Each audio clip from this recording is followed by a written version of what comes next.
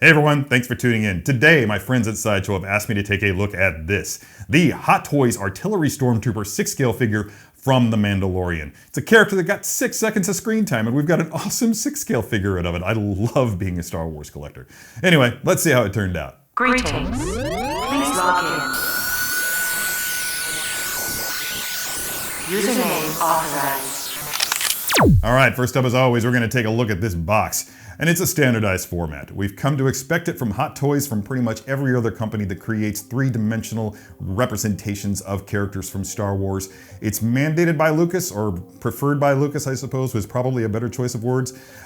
They all feature this gray, super dark gray boundary that creates an angled window into a photograph of the figure on black. It's lovely presentation. I like the standardized way that they do things that way. It just, you look at it from across a room on a shelf in a comic book shop and it just pops out. You know what's waiting for you on the other side of that room. The way that Hot Toys differentiates themselves, of course, as we've talked about before on the show, is they have created this characteristic cigar band.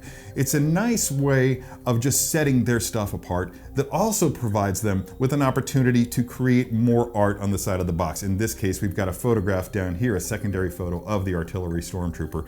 Now notice the warm hues that are dominant in this cigar band. That indicates a family of 6-scale figures within their collection of Star Wars figures. That family being, in this case, the Mandalorian. So if you see a bunch of boxes on a shelf and they all have this tone to the cigar band, you can pretty much guarantee that they're gonna be from the Mandalorian. Clone Wars figure, for example, have more blue tones and like yellow font choices and everything like that. Speaking of font choices, I learned recently that the name of the font that they use for identifying the character in the box is called Trajan.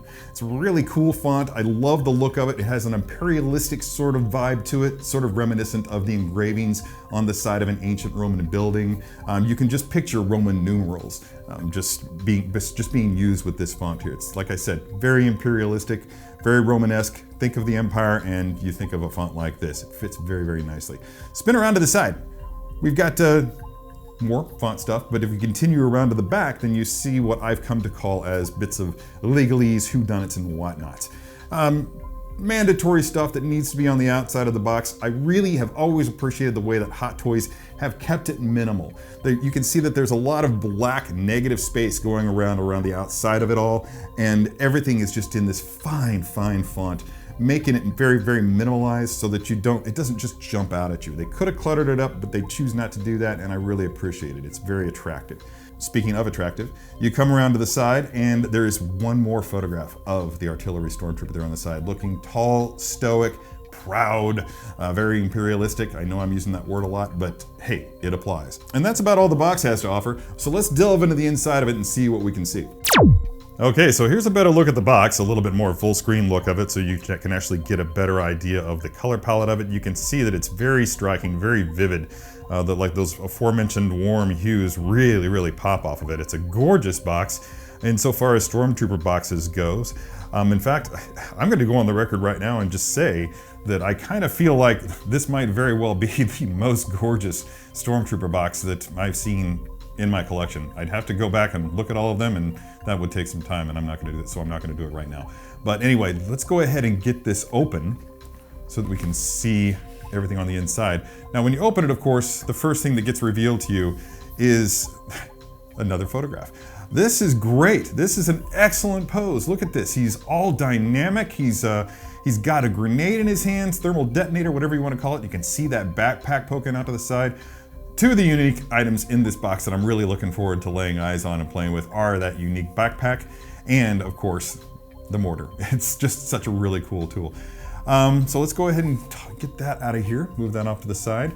Now, you can also see that I've left the plastic bit over the top, which is something I normally wouldn't do, but in this case it was necessary to show you guys how the tray, the mini tray holding the hands and the grenades, rests on the top. If I had taken the plastic off of it, then this tray would have fallen into it and it just would have looked sloppy. So this gives you a better idea of what it looks like. So let's get rid of that. And you can see that you have a nice assortment of hands. Let's go ahead and get some closer looks on all these right here. You've got this gesturing hand that's very reminiscent, very similar to the one that came with the Stormtrooper squad leader. I did a video on that earlier. You can probably check it out still on Sideshow's website. You've got this gripping hand. That'll be interesting to see what that's meant to hold. As well as a trigger hand, of course. I don't think, no, he does not in fact come with a blaster. So I'm sure that I can find some use for that. And you've got a couple of fists. So all that is going to come in very, very handy, obviously. Let's drop this all back down there. Also, we have a few loose armaments here, a few loose explosives. We've also got a couple of these. We've seen these before. They first came with the Death Trooper 6-scale figure. I think those were black. These have more of a metallic finish to them. That's cool. There's also the characteristic grenade. This is actually a mortar shell for the artillery stormtrooper. You can see that there are 3 others that are attached to the backpack up here, but we'll get to that in a minute here. All right, so let's go ahead and move these aside and get this plastic bit out of the box. Now we're going to take this off of here, and again, any opportunity that I have to throw something. There, I'm satisfied. Wow! Wow, that mortar cannon looks really, really awesome. Just check it out. I'm gonna go ahead though and show off this figure first because it really does pop. Again, 6 seconds overall screen time, and Hot Toys gave us a figure of it. I love that about Hot Toys. They don't have any problem whatsoever with doing that. It's just so great. They knew that we would want this in the collection. It's really gonna pop on a shelf, but let's talk a little bit about the details on this. It's very clearly, first instinct is, yeah, you come around to the back here. It's very clearly similar to the Rogue One Stormtrooper armors. Was slightly modified from the original design to allow the actors to more comfortably sit and be more maneuverable while they were wearing the costume. And yeah, it's a very beneficial thing that they brought this to the table. You can also see that the lines, the details on these the line work here on the castings is really, really sharp. Much more real world, and I welcome that. I very much welcome that. There's a piece of lint that we just don't need. The pauldron reads very, very well. Not quite patent leather, yet still quite shiny in the black areas there. And a very, very gorgeous color of yellow. This is like mustard yellow, people. I mean, seriously. Flip around to the back here. All right, this very slight weathering on this. There's not been a whole lot of damage to this armor. He's not seen a lot of combat, or he takes really good care of it, one of the two. Wow, yeah, there's just, I hope those are showing up. Yeah, they're showing up nicely on the monitor there, but you can see that we've got just a few scuffs on the back of the helmet. Nothing over the top.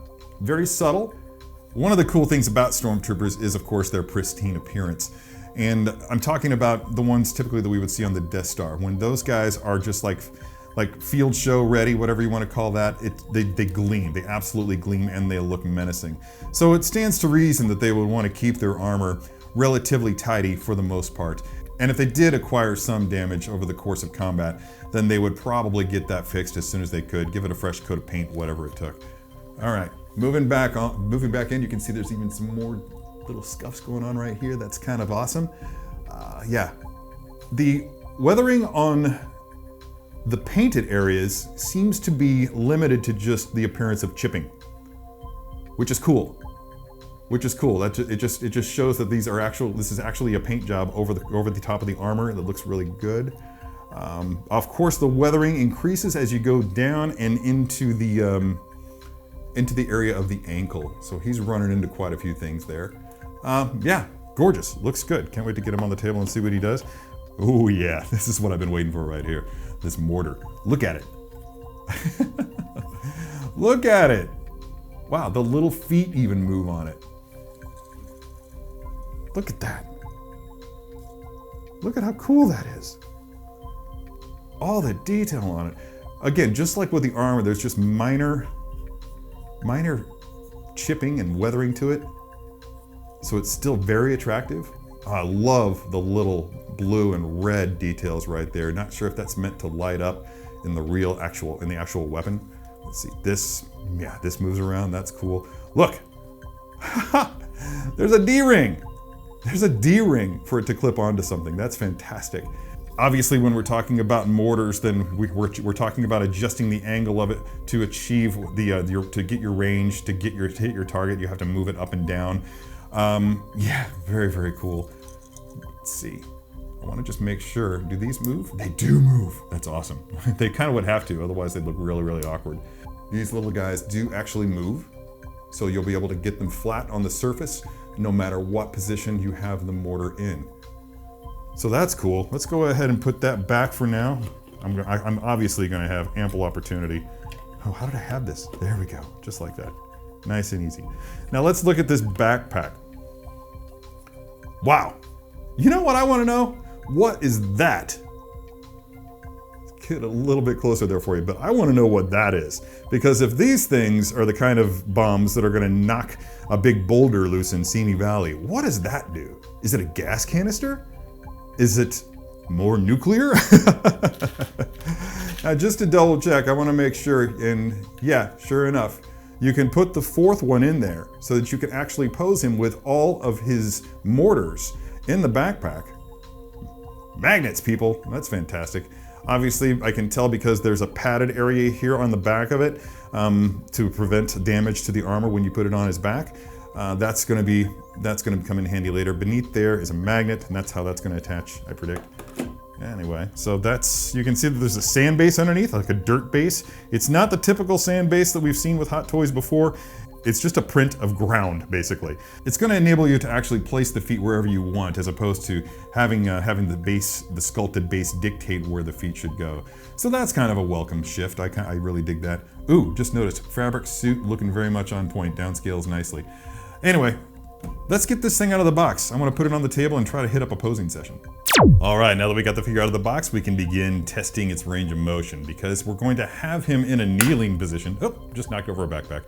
We're going to have him in a kneeling position, and that's going to make for, given the nature of armored figures, there are collisions that will occur when you're bending the joints. So you have to consider that when you consider what pose that you're going to hit. Now, as he's going to be using the mortar in the pose that I have in mind, I think that I need to make doubly sure that he's going to be able to hit that kneeling pose. So let's just test this really quick. Now you can see that this guy right here is going to slide out of the way, so that's handy. I'm going to get a decent range of motion out to here, bend that knee, and then let's go ahead and get him right here as well. Now, ways that you can cheat. It's very, very hard to cheat when you're talking about an armored figure. As you can see, I'm already running into issues, but what you can do is to cheat it is to crunch and just sort of have his knee bent out. All right, I'm gonna obviously bring in the mortar here and try to get that where it needs to be. And let's just see here. Yeah, it's very straightforward, and it's almost embarrassing to actually use this as the pose, but this is legitimately how everybody wants to see this figure. So you can already tell where this is going, and I'm gonna want him like looking down. Man, yeah, that's really gonna be cool. To be honest, I didn't expect that this was actually going to work, but typically, I know that if you were going to have him standing or actually in a combat position here, you would have his backpack on his back, and here's how that works, by the way. Let's just show you what that looks like. You're going to want those white mortars to be up at the top. And that's cool and all, and we'll get some of that in photography, but for this, I just want to go ahead and have him doing his thing. Let me see here. Is this the hand that I want for these mortars? Got a couple of different hands here, but I think that relaxed grip is the one that we want to use. We want him dropping this thing in. I don't know which side is which, but yeah, look at that. Look at how nicely that fits in that hand. That's kind of perfect. Okay, so now how do I want to work this? You can see that I've got the mortar down at like 45, is that 45 degrees? It might be less than 45 degrees. Most mortars, actual combat mortars and mortars in real life, work somewhere between 45 degrees to 80 degrees, depending on the angle of attack. But we're gonna go with fully extended on this one. Because that'll be like him aiming for maximum range at 45 degrees. So let's go ahead and push this aside, because he's just going to have this thing sitting right here. That's where he's going to be getting his ammunition from. Or would it look better over here? I think it would look better on this side. So let's leave it over there for now. I'm just going to move this stand out of the way so that we have a nice clear view of just the figure and its accessories, because that's really what we want it to look like in the end. What does this hand look like when it's holding the mortar? Not great. But let's see. I'm just going to get him really close on it. And let's get that arm up there, being really careful around this strap. You can see how that strap right there with its little button is attached to the pauldron. You don't want to, there's elastic underneath there that attaches the strap to the pauldron. But, you know, why tempt fate? Let's go ahead and rotate this around so that he's just getting ready to drop that. Just gradually position it in a way that's attractive. You can't just put the figure's hands in the general position and then call it a day. You really need to consider all the angles and how attractive that it's going to be. You've already got the armor working against you. You're having to work with torso stuff. That's a technical term, ladies and gentlemen. That's what I call on this show technical terms. All right, so let's see, that's there. And I'm just gonna rotate this around so you got a better view of it on the camera. But yeah, let's go ahead and lean him down as much as we can. Crunch that torso and then twist it a little bit so that he looks more intent on what he's doing. Let's get that head down so it's actually, the line of sight is actually on the mortar. And then I want to bring this arm up so that he's kind of, I don't want to say caressing it. In fact, I think I'm going to use this hand. Let's go ahead and pop this off. Good, it just came right off the peg. Yeah, let's go ahead and get this back over here. And I'm just gonna have to pick him up and do it because it's tight, it's a tight peg. And there we go. Now, did that mess with my pose? Sure did. That's gonna happen. So I'm just gonna go ahead and have him reaching down and kind of holding or touching the mortar. Let's see. I'm just gonna rotate this around so that you can better see what I'm doing, I hope, if my hands don't get in the way. So I'm gonna get this up. Let's have him just holding it right there. My memory of mortars is basically from World War II movies. Obviously, I don't have any experience with actual live mortar rounds, which wish I did. Might be kind of fun to go to the range someday and just lob some mortars at an empty hillside. But then I start thinking about like innocent animals and everything, and I'm just like, no, maybe that's not something that I want to do. All right, so I'm running into a decision here. I need to make a decision. The decision is either, do I want this hand to be on the mortar, or do I want this hand actually in the act of dropping the mortar into the mortar shell into the mortar itself. Now I'm just gonna bring this foot over the top of that bipod and see if maybe that helps. And it's really all about, I think this pose is always gonna be about tweaking, everyone. Just go ahead and take that and rotate it. Bring that around and then down. Get in there, a little bit at a time.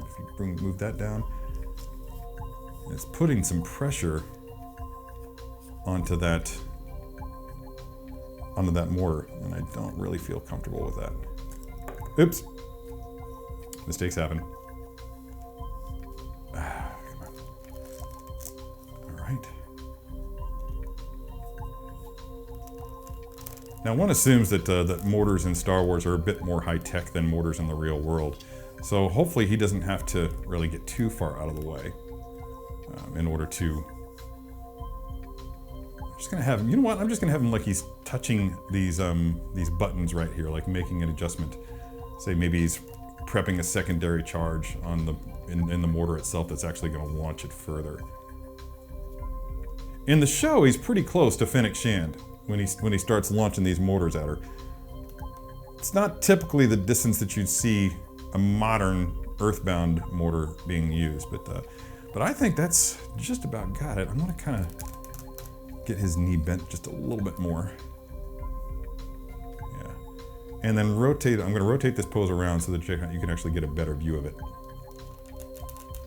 But yeah, that's pretty much got it. And again, I just want to have this in a place that's going to look really attractive.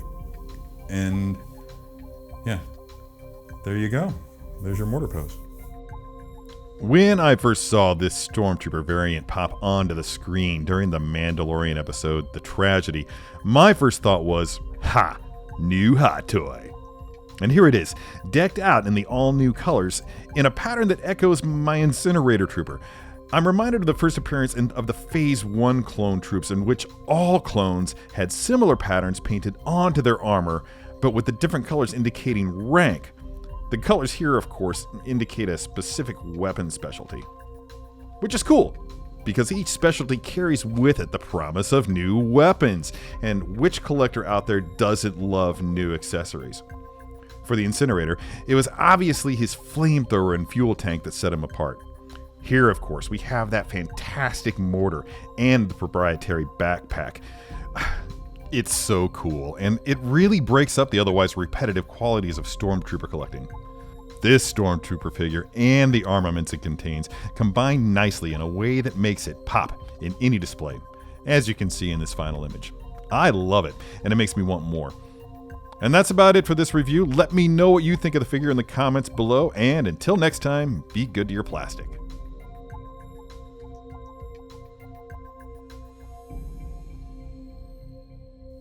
Hey, look at you. Made it to the end and everything. If you like what you saw, poke me in the face with your mouse pointer and you'll be subscribed to the channel. If you're really hardcore, hit that notification bell and you'll be sure to be notified every time a new video is posted. Again, thanks for watching and I'll see you next time.